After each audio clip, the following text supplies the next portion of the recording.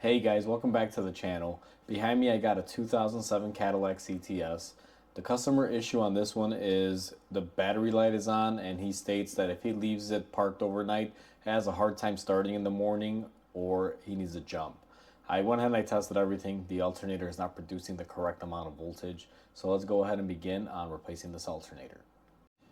First place where you want to begin on this, guys, is remove these fancy covers that they give you. Now, some of these covers actually do function and they do something for the engine. In this case, not really, just there to make it look pretty. And the next thing that you're going to do is remove the intake tubing. You want to remove these two 8mm bolts or loosen them, and then you just kind of pull back and it should come off. We also take off our breather tube that's connected to the air box, and you just kind of want to slide this stuff out of the way. Now this will fight you a little bit, but that's how it comes off, and easy peasy, as I like to say. The next step in this, before we go any further, is you're going to want to disconnect the battery.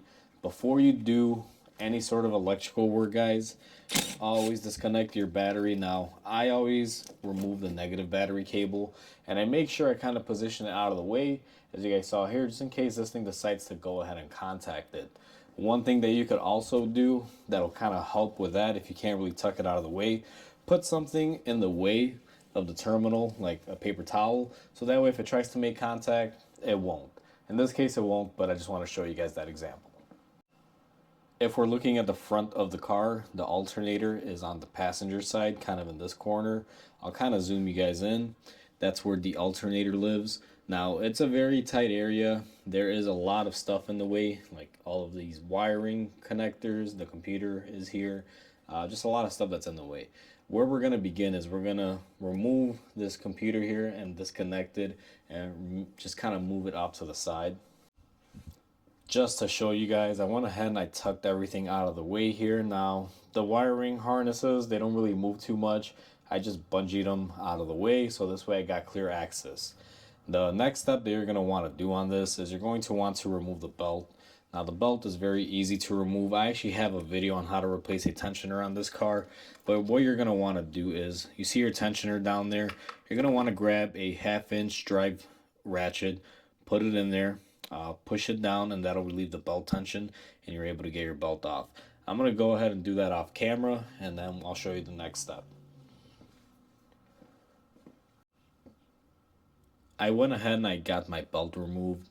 Now, one thing that I do want to show you guys is we have a bolt up here and a bolt on the bottom.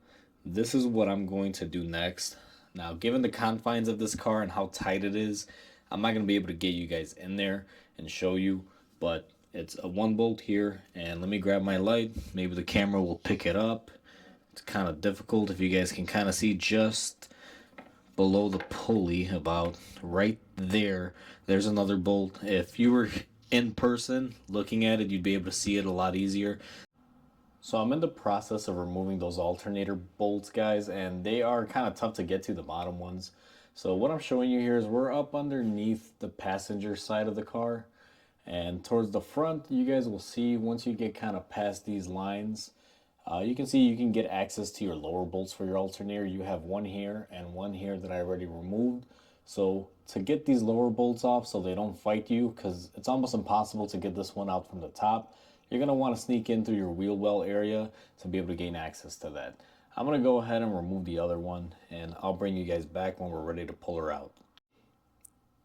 Now that we have all of our hardware removed, the bolts from the alternator, like I said, there were 3, one up top and 2 on the bottom. Best to get them through the wheel well area. You got to be careful, brake lines are in the way, but they're able to come out that way. It's a lot easier than trying to get them through the side here. Once you've gotten to this level where your alternator is unbolted and moving and loose, what you're going to want to do is kind of fish it out of there, make yourself some room, and if you kind of look in the back here, and I don't know how well this is going to pick it up, you know, there's no way for me to show it, guys, but right back here, you're going to have your alternator voltage regulator connector that you got to disconnect, and you're going to have your power wire that goes to the battery. You got to get those out. It's very tight spacing here. What I'm going to do it, or the way I'm going to choose to do it, is I'm going to try to get the alternator kind of, you know, pulled out here and kind of angled correctly. and I'm gonna fight it. You got to be very careful because your ABS pump is right up underneath here. You don't want to break any lines, but just kind of finagle it to get it out halfway. Disconnect your connectors and everything. The one that you can see here is that's the voltage regulator connector. That one you have a little bit of room for, but the power wire is going to be the one that's going to fight you. And after you have those disconnected, you just kind of work your alternator in different angles until you can get it out of this hole. I'm back in the engine bay. Now you guys can see the alternator is out of there, and I will tell you it was a fight.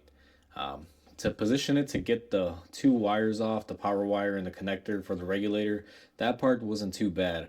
I was actually able to sneak in from here with a long extension, get that 10mm off, and I was able to fit my hand in there for the connector.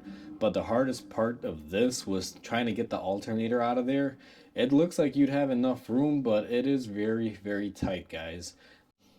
We are at the bench and we're looking at the alternator. Like I said, she was a real pain to get out.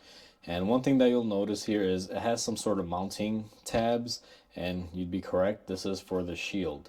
In order for me to be able to get this thing out of there, I had to remove this shield, and that gave me enough clearance to be able to finagle this guy out of there. When the shield is on there, it offers a little bit of room. So I don't know if you guys can see. Let me see if I can just kind of show you. If you notice that there's a little bit of room there, that little gap where my finger is back here, it was snagging, so the shield was getting caught and wasn't coming off very easily, and that's where it was fighting me. So I went ahead and I removed the shield in the car. Now you could probably mess with it a little bit longer and get it out with that shield on there.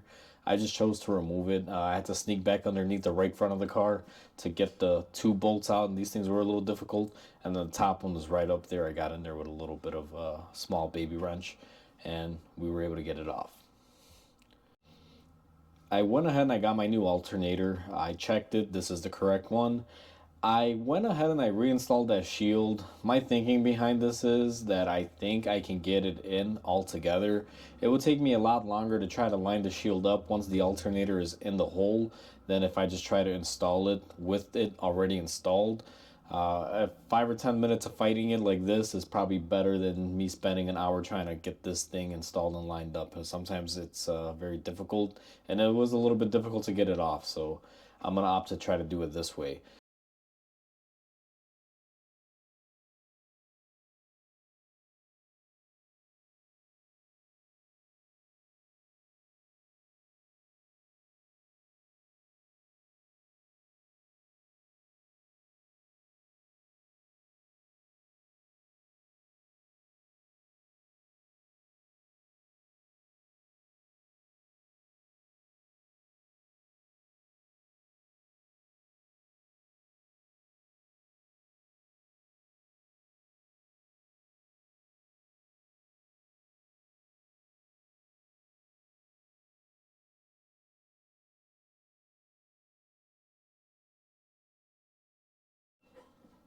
So you guys saw the time lapse. We went ahead and we got everything installed, guys.